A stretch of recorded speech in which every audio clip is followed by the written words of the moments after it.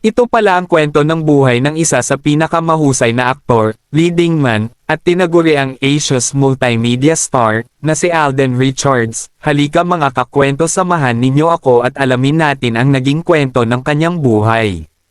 Si Richard Reyes Fulkerson Jr., ipinanganak noong January 2, 1992, na mas kilala sa kanyang screen name na Alden Richards, ay isa sa pinakamatagumpay at pinakamatatag na personalidad sa industriya ng showbiz sa Pilipinas, kilala bilang Asia's multimedia star. Ang kanyang paglalakbay mula sa pagiging isang kabataang lubhang naapektuhan ng matinding pagdadalamati at paulit-ulit na pagtanggi sa industriya hanggang sa pagiging isang record-breaking na hari ng takilya, multi-awarded na aktor, direktor, at internasyonal na producer ng pelikula ay isang makapangyarihang kwento ng tiyaga at katatagan. 1992 hanggang 2008, mapagkumbabang simula at pangunahing inspirasyon. Si Richard Reyes Fulkerson Jr. ay isinilang sa Quezon City at lumaki sa isang payak na pamilya sa Santa Rosa, Laguna. Siya ang pangalawa sa apat na magkakapatid na anak nina Richard Peralta Fulkerson Sr., na may dugong kalahating Pilipino at kalahating Amerikano, at Rosario Reyes, isang debotong Pilipina. Noong siya ay lumalaki, hindi niya kailanman pinangarap na maging artista. Ang tunay niyang pangarap ay maging isang commercial pilot o isang corporate manager, katulad ng kanyang ama.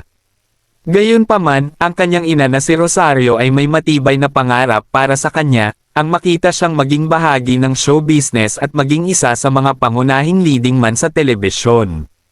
Ganap na nabago ang direksyon ng kanyang buhay nang dumating ang isang trahedya.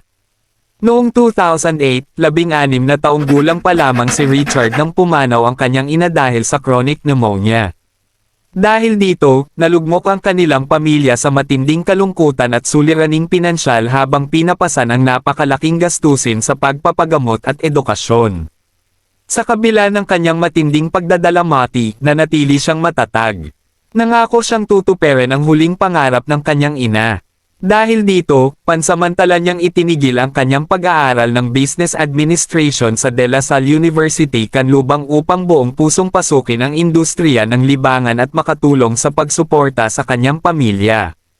2009 hanggang 2014, mga pagtanggi at ang pagsilang ng pangalang Alden Richards.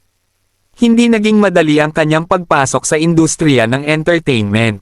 Upang magkaroon ng karanasan at kumita ng kaunting pera, sumali si Richard sa iba't ibang male beauty pageants, kung saan nagwagi siya bilang Ginoong Santa Rosa 2009, at Ginoong Laguna 2010. Nagtrabaho rin siya bilang part-time commercial model, ngunit sunod-sunod ang kanyang naranasang kabiguan sa pagsubok na makapasok sa mainstream television.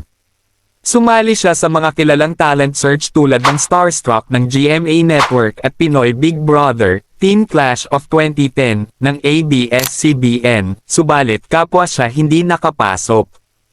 Ang daan patungo sa tagumpay. 2008, pumanaw ang kanyang ina, nangakong tutuparin ang pangarap nito. 2010, hindi natanggap sa Starstruck at Pinoy Big Brother. 2011, napili sa Alakdana at ginamit ang pangalang Alden Richards. 2015, sumabog ang kasikatan ng Aldab sa Itbulaga. 2019, bida sa Hello Love Goodbye, na naging pinakamataas ang kinita sa takilya. 2024, bida sa Hello Love Again na muling nagbasag ng mga record. 2026, nagsimula bilang direktor at producer ng Hollywood film na Big Tiger. Sa huling bahagi ng 2010, dumating ang malaking pagkakataon na tuluyang nagpabago sa kanyang buhay. Lumahok siya sa audition ng GMA Network para sa bagong leading man ng afternoon drama series na Alakdana. Napahanga niya ang mga casting director sa kanyang husay, dahilan upang makuha niya ang pangunahing papel at mapirmahan bilang eksklusibong artista ng GMA Artist Center. Sa panahong ito rin niya opisyal na ginamit ang screen name na Alden Richards. Sa mga unang taon ng dekada 2010, unti-unti niyang pinagtibay ang kanyang reputasyon bilang isang masipag, maaasahan, at mahusay na aktor.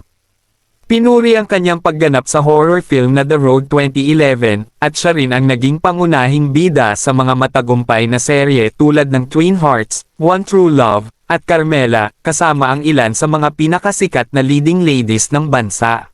Nagustuhan nyo ba ang ating video mga kakwento? Wag mo naman kalimutang i-like ang video natin at i-follow mo na rin ako para updated ka sa mga bagong video natin at i-comment mo na rin dyan sa baba kung saan lugar ka para alam ko kung saan nakarating ang ating video. Salamat!